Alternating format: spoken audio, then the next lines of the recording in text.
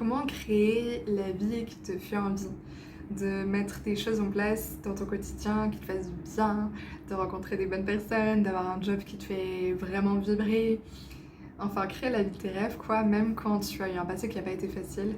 Je vais t'en parler aujourd'hui parce que c'est une chose que j'ai vécue et j'accompagne beaucoup de personnes aussi, quelle que soit leur histoire de vie, à créer une vie qui leur fait profondément envie. Parce qu'en fait, moi, ma façon de travailler, c'est que c'est un mélange de thérapie et de coaching. De thérapie dans le sens où on vient libérer énergétiquement, émotionnellement, dans le mindset aussi, euh, tout ce qui bloque en fait, tout ce qui a fait qu'elles en sont là où elles sont aujourd'hui, où elles ont du mal à avancer, ou alors simplement elles ont envie d'avancer avec encore plus d'énergie. Et l'aspect coaching, c'est plus tourné vers les objectifs, vers quelle est ta vision, qu'est-ce que tu as envie de mettre en place en fait. Donc il y a les deux, pour moi ça va super bien ensemble. J'ai testé que la thérapie et j'ai jamais testé que le coaching, mais c'est vrai que les deux ensemble ça match super bien et on a des super bons résultats comme ça. Donc c'est pour ça que je voulais te faire cette vidéo là aussi pour que je te donne des clés en fait sur comment, malgré que tu aies vécu quelque chose d'une enfance pas facile, tu peux te créer ta vie et un futur et un présent encore plus joyeux. Et j'ai envie de te parler aussi notamment de la physique quantique, un point qui est abordé dans ce livre-là. Je ne m'attribue aucun mérite, je ne suis pas du tout physicienne quantique néanmoins. Ce livre-là est vraiment incroyable pour justement comprendre comment ça se passe d'un point de vue quantique. Je t'en ferai évidemment le point pour te présenter en fait comment ça se passe. Parce que le savoir, c'est la clé. Le savoir, ça nous permet d'avoir une bonne compréhension, de savoir ce que l'on fait, de passer à l'action. Quand on est dans le flou, quand on ne sait pas, on n'agit pas forcément ou on agit pas de la bonne façon, à moins qu'on soit hyper intuitif et qu'on fasse les choses aussi de façon très intuitive, mais très juste aussi. Mais voilà, des fois, quand on est dans la souffrance, on n'arrive pas toujours à... C'est comme si on était, c'est comme si on était dans le brouillard. Donc, enlever ce brouillard-là, reprendre de la clarté et juste créer une vie qui te fait kiffer, quoi. Alors, par rapport à la physique quantique, déjà, c'est l'infiniment petit. Tu vois, c'est ce qui se passe dans l'infiniment petit. Et l'infiniment grand, c'est plus l'univers, tu vois, il y a le micro et le macro. Donc là, on vient voir le micro. Et il y a l'effet de l'observateur qui est hyper intéressant. Je sais pas si tu as déjà soit lu ce livre ou entendu parler de ça. Mais en fait, les physiciens quantiques, ils ont, en voulant observer un atome, euh, tu vois, c'était pas prévu, mais c'est trop cool. Tu vois, en fait, avant les atomes, c'était comme ça, tu vois. En tout cas, dans leur description. Et en voulant observer un atome, ils se sont rendu compte que ça ressemblait un petit peu plus à ça. Tu vois, un atome, on est composé d'atomes. Quand on vient voir dans l'infiniment petit, nos cellules, c'est des atomes. Donc c'est de la vibration. Et ils ont voulu observer ça. Donc dans les atomes, il y a le noyau, des électrons, des protons, des neutrons. Merci mes cours de biochimie et de naturopathie. Et quand les physiciens quantiques ont voulu observer les électrons, ils se sont rendus compte que quand ils regardaient au microscope, l'électron, en fait, il était là où le scientifique regardait. C'est-à-dire que s'il regardait là, l'électron était là. Il va regarder là, l'électron là, il n'existe plus, il existe ici. Donc c'est pour ça qu'on appelle l'effet de l'observateur. Ce qui veut dire que ça n'est pas... Enfin, ce qui veut dire, on va mettre en positif que c'est la personne qui observe, qui crée la manifestation de l'électron à un endroit donné, et l'infinie potentialité de manifestation de l'électron s'effondre. Donc il y a aussi, ça s'appelle l'effet de l'observateur ou l'effet d'effondrement, ça a le même nom, parce que... Enfin, non, deux noms différents pour la même chose. Donc, ce que ça veut dire finalement, c'est qu'on a un pouvoir de manifestation. Quand on observe quelque chose, ça se manifeste. Quand j'observe l'électron à tel endroit, il existe à tel endroit. J'arrête, je le regarde là, il existe là-bas. Donc si ça se passe au niveau de nos atomes, on est composé d'atomes, et tout, en fait, tout dans le monde est composé d'atomes, ça veut dire qu'on a un pouvoir incroyable. Ça veut dire qu'à partir du moment où on comprend comment l'observation fonctionne et comment bien observer les choses pour créer ce qu'on a envie, ça nous donne vachement de pouvoir. Je sais pas ce que t'en penses. Parce que il faut savoir aussi que le corps humain est composé à 99,999% d'énergie en fait. On est à 0,0001% de matière. Donc on a un pouvoir incroyable sur notre corps. Et ce serait dommage de se dire non, je peux pas changer, on change pas. Il y a des gens qui disent ça, je sais pas si t'as déjà entendu des personnes qui disent mais on se change pas, on est comme ça. Oh, je sais pas trop, hein. Je veux dire aussi que l'esprit et la matière sont indissociables.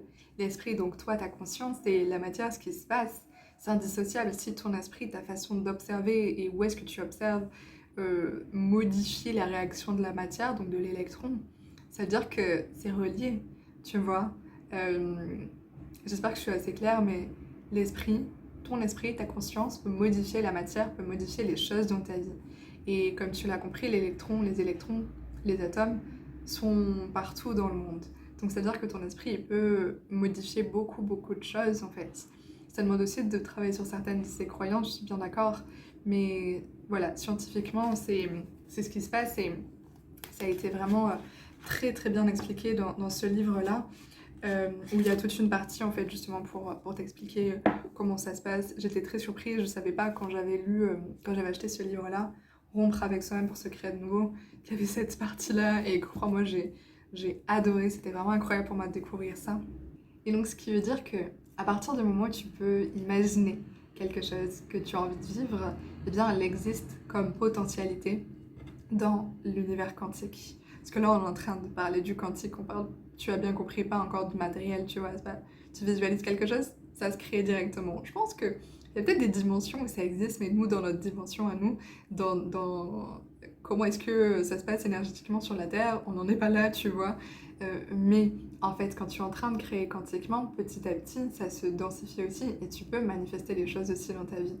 Donc finalement, commencer par imaginer les choses, ça vient modifier ta conscience parce que la physique quantique, ça existe quand même, tu vois. C'est pas parce qu'on n'est pas dans une dimension où ça se matérialise comme ça que ça n'existe pas. Au contraire, la physique quantique, il y a eu énormément de recherches, il y en a encore énormément là-dessus. Donc quand tu commences à observer les choses, évidemment, ça se passe pas toujours comme ça, quoique des fois ça peut être très très marrant. Sur des petites choses, tu peux t'entraîner à demander une petite chose ou à dire quelque chose et à laisser voir est-ce que ça va se manifester. Moi, ça m'est déjà arrivé en disant des trucs tout bêtes. Attends, j'ai plus d'exemples. Bon, j'ai plus d'exemples concrets en tête et pourtant je sais que ça m'est arrivé il y a pas longtemps où j'ai dit à mon chéri quelque chose et juste il se passe le truc en question, mais c'est oh, ça serait cool si je sais pas si j'envoyais un message à une amie et que que je prenais des nouvelles de cette amie et cette amie elle envoie un message à ce moment-là. Tu vois, dans l'énergie, il s'est passé une information. Ce qui veut dire donc que dans le champ quantique, il existe une potentialité où tu es riche, où tu es en bonne santé, où tu as des parfaites relations, où ton travail se passe merveilleusement bien. Ça peut exister. Il y a une infinité de potentialités. Comme il y a une infinité de possibilités d'électrons et que celui qui se révèle, c'est celui que l'on observe, dans la réalité quantique, il existe toutes les potentialités. Il existe la santé, la maladie, il existe le bonheur, le malheur, la pauvreté, la richesse. Donc il existe tout ça. Et donc commence à observer les choses petit à petit que tu as envie de voir se manifester dans ta vie. Et comme je te dis, avec moi, il n'y a pas de wouhou, il n'y a pas de magie, il n'y a pas de trucs superficiels où je vais te dire, mais c'est super simple, il te suffit juste de ça, et non, tu vois. Ok, ça a l'air incroyable et ça a l'air magique, mais en fait, ça demande un effort au quotidien d'observer ce qui se passe, de savoir que ça va se manifester, de voir, non, de croire avant de voir. Tu vois, c'est vraiment un effort quotidien que tu as besoin de mettre en place. La vie, c'est un challenge, tu vois, la vie, elle est là pour nous faire évoluer. Si on n'a pas envie de faire d'efforts, ben, on prend un peu ce qui vient, tu vois. Mais quand tu as envie de créer ce que tu veux profondément dans ta vie, ça te demande de t'engager. J'ai envie de te lire la phrase que j'ai notée. L'univers quantique attend simplement la présence d'un observateur conscient, donc toi, pour entrer en activité et influencer au moyen de l'esprit et de la conscience l'énergie existante sous forme de matière potentielle afin de transformer en matière physique des ondes de probabilité énergétique. Donc, comme tout existe sous forme d'énergie, l'énergie, tu vois bien que toi, t'es pas juste de l'énergie, tu vois, tu peux te toucher, si tu vois, si t'es opéré, t'envoies tes organes, enfin, tu vois, t'as des cheveux, c'est pas juste des trucs qui volent, enfin, tu vois, t'as de la matière, t'es là, tu existes, et pourtant tu es de l'énergie. Donc ça veut dire en fait que tu peux créer ce que tu as profondément envie dans ta vie euh, grâce à ce pouvoir-là, à cette capacité d'observation. Voilà, j'avais envie de te partager ça si jamais tu as envie de te renseigner encore plus en lisant le livre de Joe Dispenza, en regardant des vidéos ou autres. Mais c'est juste fascinant en fait de se rendre compte à quel point on a un pouvoir incroyable de créer la réalité qu'on a envie. Et ça demande de savoir observer ce qu'on a envie, ça demande d'être conscient dans le quotidien le plus possible et d'avoir une volonté sincère de créer ce qu'on veut manifester.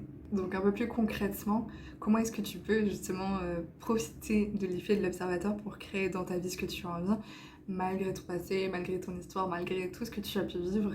Eh bien en fait c'est de savoir ce que tu veux. Parce que si tu sais qu'en fait tu as cette possibilité de créer des choses, qu'est-ce que tu veux? Donc tu peux te noter qu'est-ce que tu as envie dans ta vie. Tu peux te servir de la roue de la vie, tu sais, où il y a tous les domaines de vie. Et ça va t'aider en fait à dire ok, dans ma famille, dans mes finances, dans mes relations amoureuses, dans mon développement personnel, dans ma contribution au monde, etc. Dans mon bien-être, ma santé, qu'est-ce que je veux? Et l'écrire avec clarté et précision. Plus ça va être précis, plus tu vas écrire des choses à propos de ça et en détail et mieux ce sera. Parce que tu vas aussi commencer à ressentir aussi les émotions, waouh, c'est trop bien de vivre ça.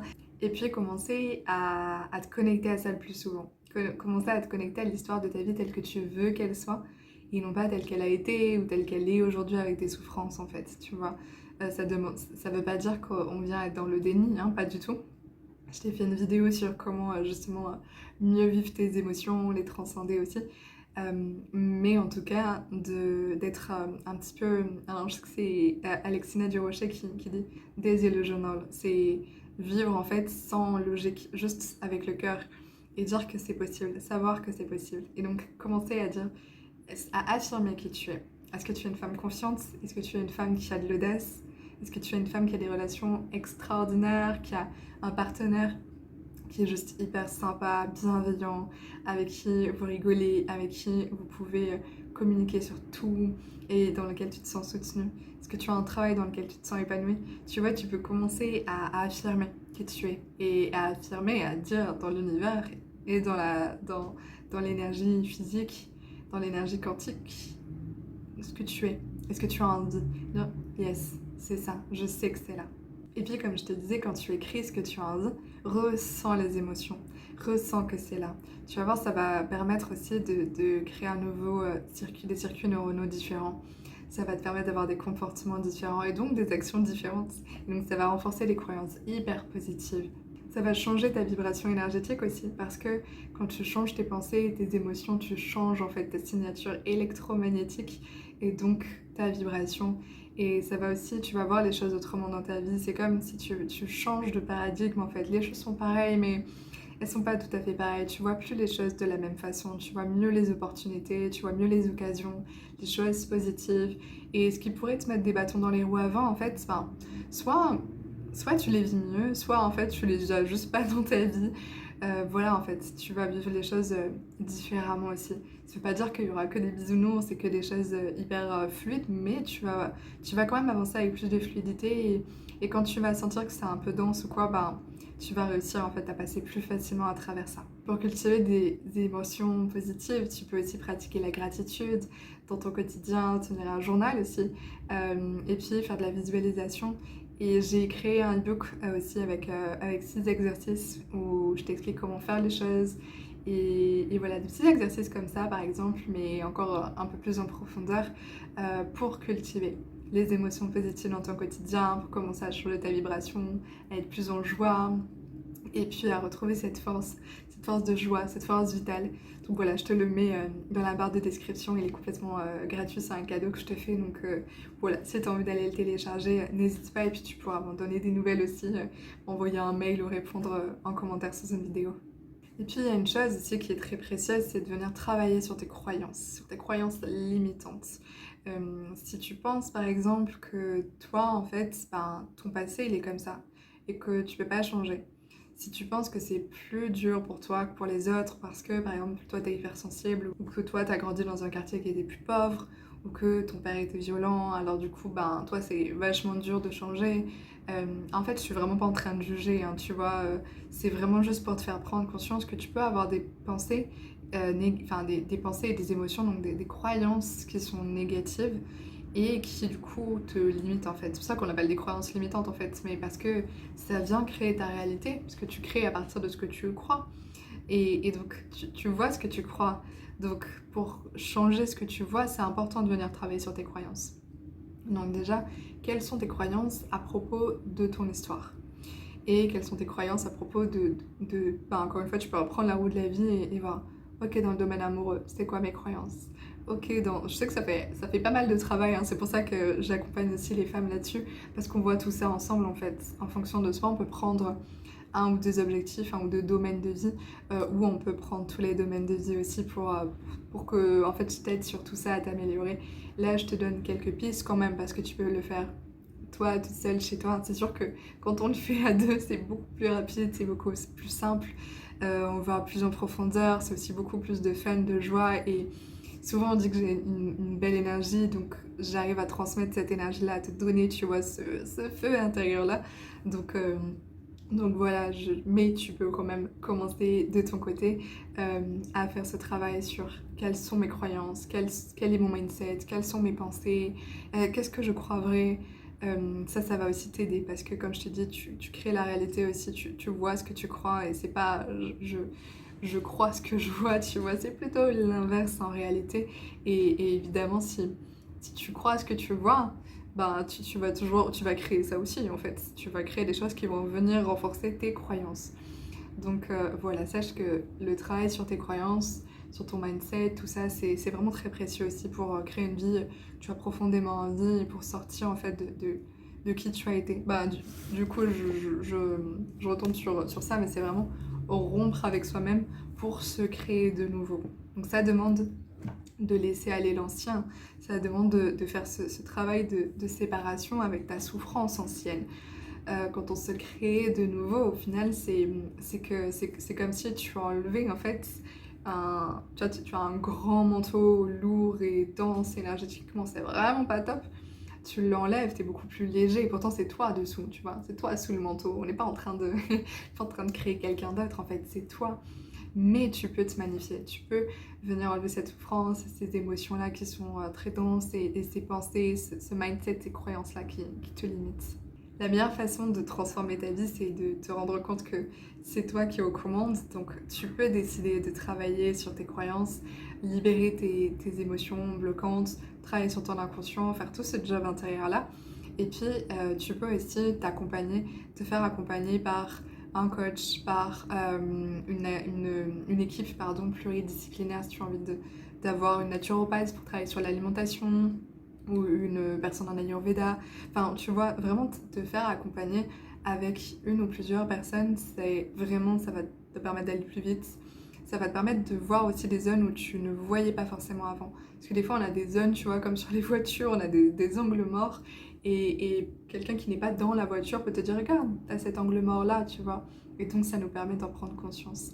Donc voilà, ça commence évidemment toujours par toi. J'espère que cette vidéo t'a plu, n'hésite pas à me dire dans les commentaires ce que t'en as pensé, ce que t'en retires aussi, ce qui t'a le plus marqué de cette vidéo et peut-être aussi partage-moi tes rêves, tes aspirations. Comme ça on co-crée tout ça ensemble et puis je te dis à très vite dans une prochaine vidéo.